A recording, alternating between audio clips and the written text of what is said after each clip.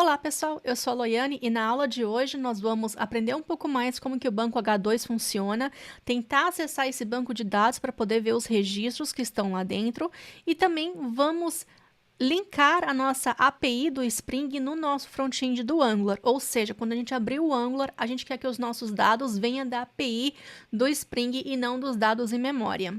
Nas últimas aulas, então, a gente criou aqui a nossa API, nós conseguimos ver a nossa API já aqui no nosso front-end, e agora a gente vai tentar explorar mais algumas coisas aqui no nosso projeto. A primeira delas é sobre o banco H2. Quando a gente criou o projeto, a gente adicionou aqui no ponto.xml esse H2, que na verdade é um banco de dados em memória que nós temos aqui disponível para o Java. É claro que mais para frente a gente vai remover esse banco de dados em memória e vai colocar um banco de dados verdadeiro, né? Um banco de dados de verdade, aqui como um Postgres, um MySQL, Oracle, Microsoft SQL Server, enfim, o que você desejar utilizar.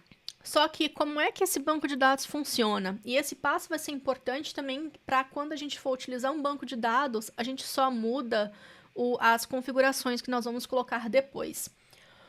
Quando a gente utiliza esse banco de dados H2, o Spring, sempre quando a gente declara aquele módulo do Spring Data JPA, o Spring espera que a gente coloque algumas informações aqui no nosso application.properties.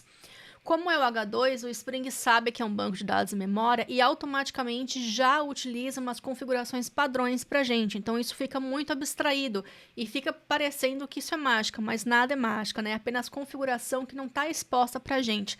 A gente vai agora tentar expor quais são essas configurações para a gente conseguir acessar esse banco H2 e ver também quais são os registros que tem lá dentro. Então, a primeira coisa que nós vamos fazer aqui é colocar as configurações. O Spring, por padrão, lembra que lá na aula de introdução do Spring Boot, eu falei que nós temos, foi tudo padronizado, as propriedades aqui do Application.properties. Então, nós vamos utilizar aqui algumas propriedades. A primeira é o URL. Esse aqui é o URL do banco de dados. A outra propriedade que nós vamos utilizar é o driver, que nós precisamos colocar aqui também, ou seja, qual que é o URL onde está o nosso banco de dados, qual que é o driver. Como eu falei, como cada banco de dados tem o seu próprio driver no Java, né? O MySQL, Postgres, Microsoft SQL Server, Oracle e assim vai.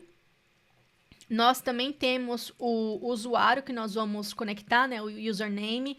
Também tem o password, que é a senha. Qual é o dialeto do SQL que o nosso projeto vai utilizar. O PLSQL dos bancos de dados, eles são todos, né, tem aquela base do PLSQL, mas existem particularidades de cada banco de dados. Então, é por isso que quando a gente trabalha aqui com um banco de dados no Spring, é importante a gente falar para o Hibernate qual que é esse banco de dados, para que o Hibernate, na hora de gerar as queries para a gente, né, o SQL que vai ser executado, saiba gerar esse SQL de forma correta.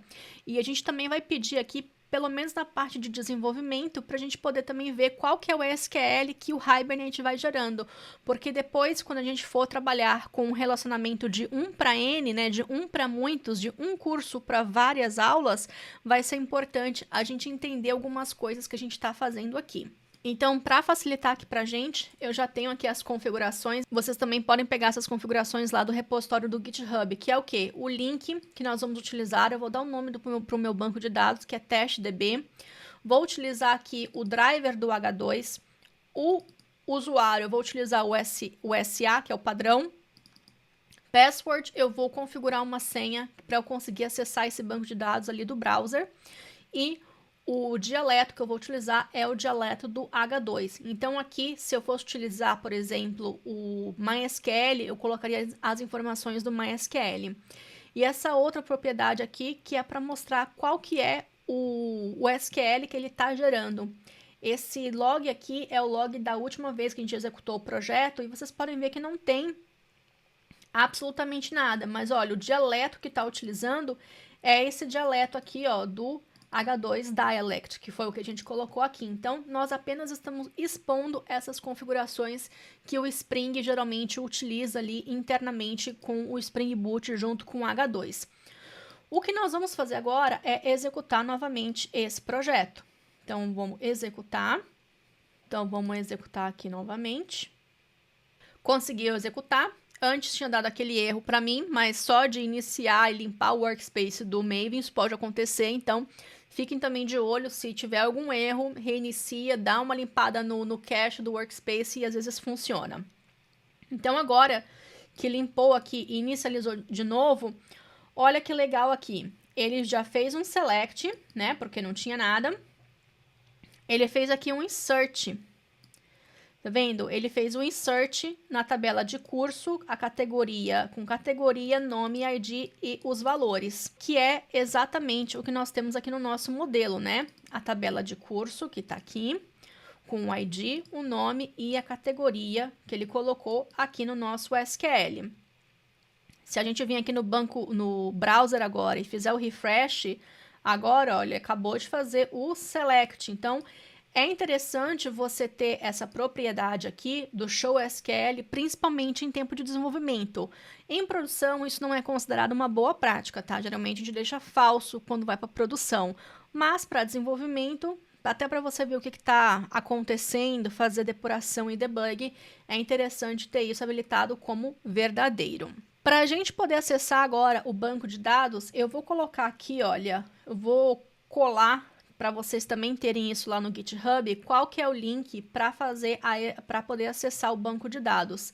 Então, vou vir aqui, vou abrir e eu já tenho aqui aberto, essa é a página, tá? E só vai funcionar enquanto a nossa aplicação estiver rodando, porque lembrando que esse H2, ele só funciona em tempo de runtime, né? Em tempo de execução.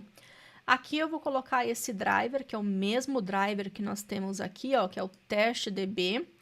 O username, né, o usuário é SA e o password é password. Vou me conectar e aqui eu tenho o banco de dados, criou a tabela de curso e tem aqui ó, o ID, categoria e o nome, ó, Varchar not null, né? Foi exatamente o que nós declaramos aqui, olha, na nossa classe de cursos, né? Que é tamanho 10 não pode ser nulo, tamanho 200 e não pode ser nulo. Se você fizer alguma mudança nisso daqui, então automaticamente o H2 também vai fazer essa mudança. Se eu fizer aqui um select e executar, né? Clicar aqui em run para executar esse script, vai também executar aqui para mim. Então, caso você queira também ver exatamente se está inserindo corretamente os dados no banco de dados aqui do H2, você pode utilizar esse link e essa interface para você conseguir ver esse resultado. Agora, uma outra coisa que eu queria mostrar para vocês, principalmente agora que nós vamos começar a mexer mais com a nossa API, é que para testar a API, o GET, nós fizemos diretamente no browser. Geralmente, a gente utiliza uma ferramenta mais específica para isso, como, por exemplo, o Postman ou o Insomnia. Mas, como sempre, o Visual Studio Code tem as extensões, né? Eu queria também utilizar, eu quero também compartilhar com vocês a extensão que eu utilizo aqui, que é essa extensão do Thunder Client. Tá? Se vocês quiserem, vocês podem vir aqui nessa coleção, eu já criei aqui uma coleção, olha, então eu posso vir aqui e clicar em localhost 8080 API cursos e eu consigo ver também essa informação aqui dentro do próprio VS Code, né, sem precisar ir para o browser e fazer tudo aqui com VS Code. Quem tiver interessado, pesquisa aqui por Thunder Client, que é essa extensão aqui que nós vamos utilizar, tá? Que é um cliente para você testar a API RESTs, né, com o Visual Studio Code, que é muito parecido com o Postman. E o legal é que você consegue salvar também aqui, ó, que eu já salvei as minhas coleções, e eu tenho aqui o get, post, put, delete, já salvo localmente para eu poder ficar brincando aqui, né, e testando a API. Então, fica também aí mais uma dica, caso vocês queiram utilizar aí o Thunder Client ou o Postman. Para colocar no Postman também, é só você colocar aqui esse request, né? Colocar o mesmo link que você acessaria aqui, né? Só o URL e fazer o send. Nós não estamos colocando nenhum parâmetro, não temos nada para colocar no corpo do request, da requisição. Então, só colocar a URL e clicar aqui no send para ver a resposta e já tem. Isso vai ser uma informação bem importante para a gente para o próximo passo agora, que geralmente também é uma dúvida muito comum que as pessoas têm quando elas vão trabalhar com front-end e back-end, seja independente de ser Angular, tá? Poderia ser Vue, poderia ser React, EXJS, jQuery, qualquer requisição que nós estamos fazendo aí de um front-end do JavaScript aqui para o nosso back-end com Spring. Então, tenha isso em mente que aqui colocando essa URL funcionou. E agora, o nosso próximo passo vai ser linkar essa API, né, que nós temos aqui do Spring, que está tá rodando agora. Então, tá aqui, ó, tá verdinho, tá rodando. E nós vamos tentar pegar essas informações no nosso front-end Angular. Eu tenho aqui outra instância do Visual Studio Code aberta também, que é o nosso projeto Angular. Para não confundir muita gente, porque eu tenho duas janelas aqui do Angular com VS Code, tem uma outra extensão chamada Peacock, que também é do John Papa, né, que é bem famoso aí na comunidade de Angular, que você consegue customizar com cores aqui para você ver. A parte do Spring eu vou deixar assim mesmo, ou talvez mude para verde, mas a parte do Angular eu vou mudar para uma outra cor. Então aqui, para eu poder customizar o meu Angular, eu vou na minha paleta, Ctrl Shift P, e vou colocar aqui, ó, Peacock, que é pavão, né, em inglês, e vou mudar para uma cor. Você também pode especificar a cor. Eu vou pegar essa aqui, ó, algo diferente, deixa eu ver, ó. Tem esse azul, amarelo, ele já criou, né, para Node, React. Eu vou pegar esse meio que é um pink, um magenta, alguma coisa assim, né, para a parte do Angular, e assim vocês sabem. Então, aqui vai ser o meu Spring e aqui vai ser o meu Angular, para ter essa diferença, né, para vocês saberem qual projeto que eu tô trabalhando. Então, aqui no Angular, eu vou abrir aqui o terminal e eu vou fazer um clear e eu vou fazer um ng-serve para a gente poder ver esse projeto também rodando no browser. E eu já vou aproveitar e vou abrir o meu serviço, que aqui no serviço a gente pegou e do assets, né? Então, no momento, está apontando aqui para esse JSON, mas eu não quero receber esse JSON. Eu quero receber o que está vindo aqui da minha API, que é exatamente isso daqui do Spring. Então, vamos primeiro ver como que isso vai funcionar. Só para ter certeza de tudo, eu vou abrir aqui o localhost. O que eu fiz aqui? Vou abrir o localhost 4200. Então, eu tenho aqui a tela, está funcionando, só que está vindo aqui do Assets. Eu não quero que venha do Assets. O que eu vou fazer é copiar esse link, né, que eu estou utilizando aqui do localhost, e não vou utilizar mais o JSON, mas sim a minha API do Angular. Então, eu atualizei aqui para o meu localhost 8080/API/cursos, e agora eu vou voltar e deu um erro aqui. Por que está dando esse erro? Deixa eu abrir aqui as ferramentas de desenvolvedores.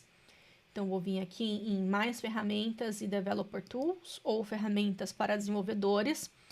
Vou vir aqui na parte de Network. Eu tenho aqui esse fetch/xhr, né, que são as chamadas que nós fazemos para o back-end. Eu vou fazer um refresh para poder ter o erro de novo e poder ver aqui o que está acontecendo. Vamos ver, deu esse erro e olha, esse erro falou que é um erro de... Ó, a resposta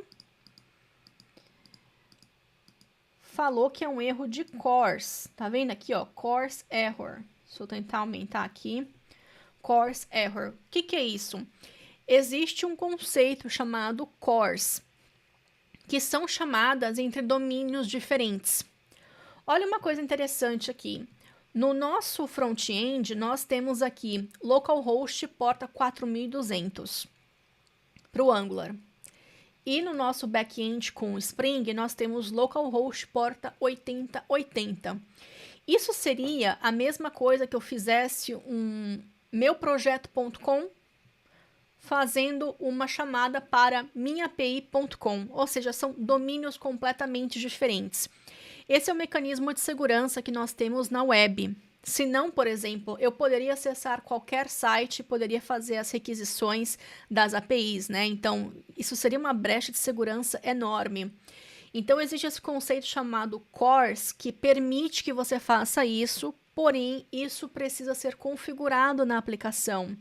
Eu poderia vir aqui no Spring e poderia configurar o CORS. Existe uma notação feita para isso, só que eu não vou fazer isso, porque quando a minha aplicação for para produção depois, eu não preciso desse CORS. E o CORS, ele é bem, eu particularmente acho bem chatinho de configurar, porque você vai ter que configurar qual que é o domínio que você vai permitir, né? Se você vai ter senha, usuário e senha para poder acessar. Então, existem mecanismos de segurança próprios para isso. Como quando eu for para a produção, eu não vou precisar disso, eu não quero que outras APIs acessem essa API aqui. Eu quero que apenas o meu front-end acesse. Então, na hora de for para a produção, eu vou configurar isso de forma apropriada, que mais para frente a gente vai ver isso. Porém, para esse desenvolvimento, nem para desenvolvimento, tá? Eu vou habilitar o CORS. Isso é uma coisa que a gente vê bastante em exemplos por aí, mas que não necessariamente é uma boa prática. Só seria ok fazer isso se realmente, quando você fosse para a produção, você precisasse do CORS, de usar o CORS. Como a gente não vai precisar aqui nem depois, então eu não vou utilizar o CORS. Mas o que o Angular me permite fazer é criar um proxy.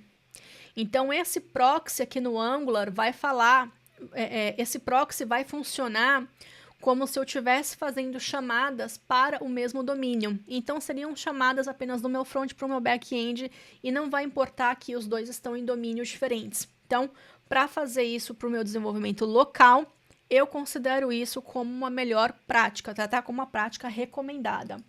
Eu vou parar aqui o meu ngserve e eu vou criar um arquivo novo. Esse arquivo novo, ele vai ficar aqui na raiz do projeto, tá? No mesmo nível que o meu package.json tá. E eu vou chamar esse arquivo de proxy.conf.js, tá? Que é o proxy config e vai ser um arquivo JavaScript. A gente viu também sobre isso lá no curso de Angular. E aqui dentro desse proxy, eu vou colocar essa configuração. Você pode dar o nome que você quiser para esse proxy config. O contexto vai ser /API. É por isso, na hora de criar o meu controller lá do Spring, eu falei, é importante a gente diferenciar, né, saber distinguir quando que é uma chamada do roteamento do Angular para a nossa API do Spring. Então, esse /API ajuda nisso.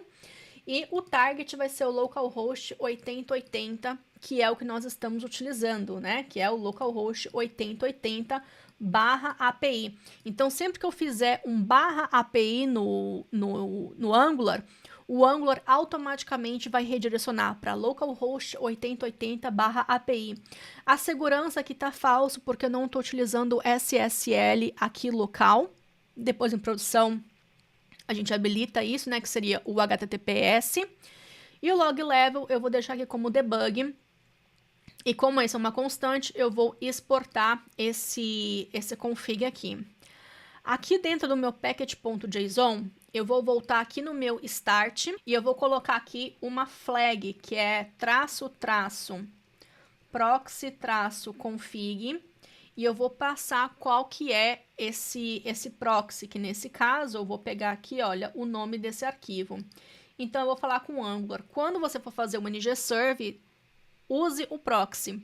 E toda vez agora que a gente for executar esse projeto, a gente não vai mais utilizar o ngserve, mas sim sempre o npm run start, para a gente sempre utilizar esse proxy aqui. Vamos testar como isso vai ficar agora? Então, eu vou fazer um npm run start aqui no Angular e não vou utilizar mais o ngserve. Iniciou aqui, vou voltar no browser e vou fazer um refresh. E continua dando erro. Por que continua dando erro? Porque a gente esqueceu, quer dizer, eu esqueci de mudar aqui no serviço, tá? Então, aqui no serviço, em vez de colocar todo o localhost 8080, eu vou colocar apenas o API/cursos. Agora sim, olha. E olha que engraçado, a partir do momento que eu salvei e o Angular já fez o live reload, já viu aqui, ó, que o API/cursos já fez o redirecionamento lá para o 8080. E aqui, olha, a gente conseguiu já obter informação, ó, localhost API/cursos.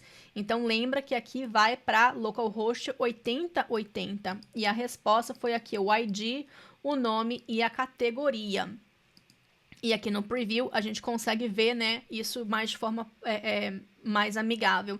Só que esse ID, ele tá vindo aqui, olha, como o ID normal aqui no front do back-end. Se eu não me engano, deixa eu fechar tudo aqui agora, no nosso modelo, a gente colocou o ID com underscore. Então, é provável que se a gente precisar utilizar esse ID, ele não vai funcionar corretamente.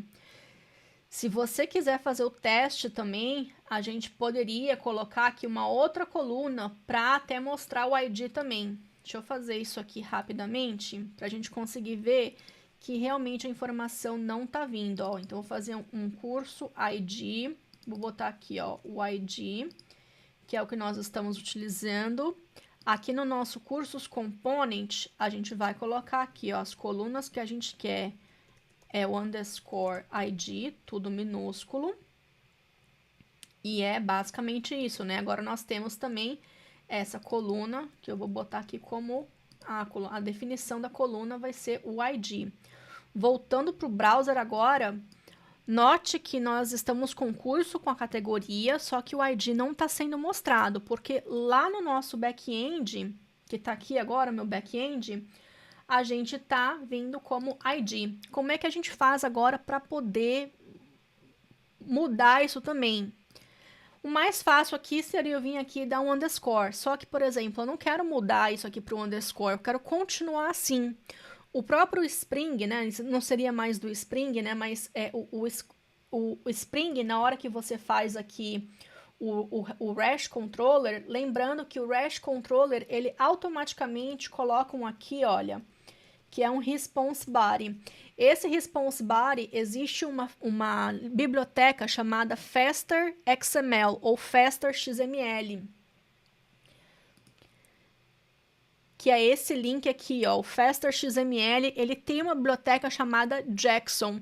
Essa biblioteca chamada Jackson é que faz essa mágica do Spring de transformar os parâmetros que nós vamos receber aqui no Spring, aqui no método, né? Transformar de JSON para essa instância do objeto Java e também essa lista de objetos Java em um JSON, como a gente consegue ver aqui.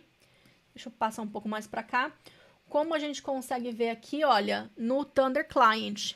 Então, aqui é o objeto JSON que foi, né, que está sendo enviado de volta aqui para o nosso front-end. Da mesma forma, se você vir aqui, a gente consegue ver, olha, qual que é esse JSON também que está sendo enviado aqui para o front-end. Então, é o Jackson Mapper que é o responsável por fazer esse parseamento, né? A gente fala de marshalling e unmarshalling. É o responsável por fazer esse mapeamento e transformar de objeto para JSON e de JSON para objeto. Então, isso não é mágica no Spring, é claro que o Spring está fazendo ali tudo por trás e você não precisa se preocupar com isso. É claro que, como tudo, a gente consegue customizar também para casos mais avançados, porém não é um caso aqui que nós estamos utilizando. E existe também uma anotação que nós podemos colocar aqui, olha, que é a anotação JSON Property. Esse JSON Property você consegue passar aqui qual que é o nome que você quer utilizar. Então, eu vou botar aqui, ó, underscore ID. E eu poderia dar o nome que você que desejasse. Isso vai fazer com que, quando o Jackson estiver fazendo aí a transformação de JSON para objeto ou de objeto para JSON, vai transformar esse ID em underscore ID. Se a gente voltar aqui no Thunder, do Thunder Client e fazer o send aqui de novo, agora já tem o underscore ID. E se a gente voltar agora aqui no Angular e dar um refresh, agora sim nós temos esse ID e está recebendo aqui também com underscore ID. Essa é uma das formas que nós temos de não precisar de usar, por exemplo, um DTO, né, que seria um Data Transfer Object, nós vamos utilizar mais para frente. mas é só para mostrar que existe também alternativas em vez de você criar um objeto e fazer esse mapeamento, né, que é utilizando aqui esse JSON Property. Da mesma forma, você também tem propriedades aqui que você pode ignorar. Por exemplo, você pode utilizar o JSON Ignore se você não quiser enviar mais esse ID. Então, eu vindo aqui agora, ele não deveria usar o... Se eu vim aqui de novo, ele não está mostrando mais o ID, porque eu coloquei agora o ignore aqui no ID. Enfim, então com essas propriedades do Jackson, a gente consegue utilizar, né, e fazer essa transformação dos atributos em algo que vai ser exposto ali na nossa API. Bem, agora então a gente consegue já ver o ID, eu não preciso mais disso daqui, né, a gente já fez isso como teste, então eu vou remover. Vou remover aqui também do meu componente para deixar apenas do jeito que estava. Então, aqui agora no nosso front-end, nós já estamos consumindo a API do Spring e agora, finalmente, a gente pode começar a dar os próximos passos para o nosso CRUD. A parte de listagem está quase pronta, faltam os detalhes, né? Mas a primeira parte está pronta. Então, nós vamos agora começar a adicionar os botões de editar e remover para a gente começar a construir o formulário no Angular para poder criar cursos. E, é claro, nós também vamos fazer a parte da API do Spring e é daqui para frente a gente sempre vai trabalhar mudanças no Angular e mudanças na nossa API. Bom, pessoal, por hoje é só. Lembrando, como sempre, que todo o código-fonte está disponível no GitHub. E é isso, eu espero que vocês tenham curtido mais essa aula. Como sempre, eu vou ficar esperando pelo feedback de vocês. Até a próxima!